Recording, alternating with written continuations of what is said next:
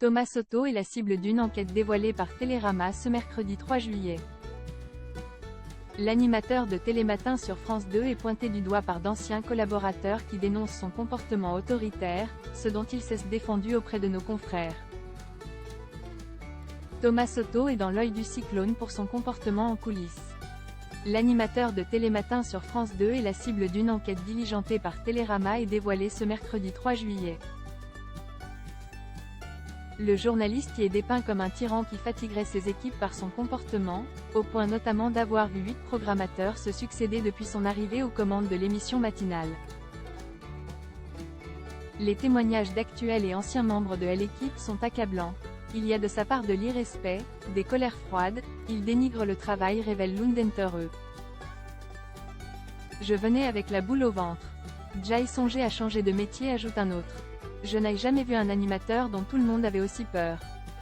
Jai très peu pleuré dans mes boulots, mais chez eux oui, plusieurs fois, peut-on encore lire. On écoute l'empereur donner ses avis et tirer à boulet rouge, Thomas Soto critiqué par les équipes de Télématin.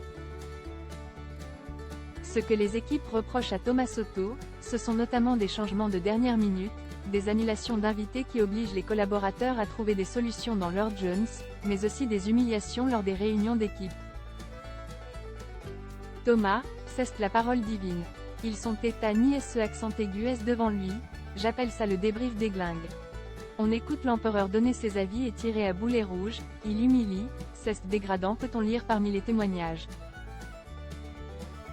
Plusieurs collaboratrices, notamment sa co-animatrice actuellement en congé maternité Marie Portolano, ont volé à sa rescousse.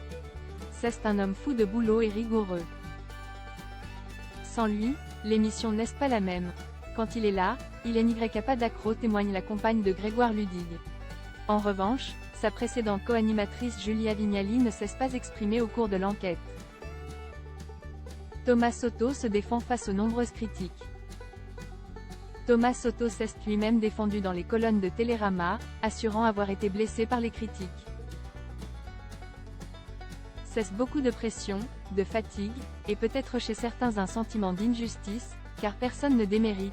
Oui, je peux être exigeant, de bonne ou de mauvaise humeur. Je suis très franc, je dis les choses les yeux dans les yeux, explique-t-il. Le journaliste émet une forme de mea culpa à demi-teinte, je veux qu'on joue le ballon. Et si on perd, ce n'est pas grave. Ce que je n'aime pas, c'est quand on n'a pas tenté. Est-ce que je mets de la pression sur les équipes? Oui, sans doute, parce que cela fait partie de mon boulot. Jai des envies un peu trop sans limite, peut-être, explique-t-il. Boss tyrannique ou simple patron avide de meilleurs résultats?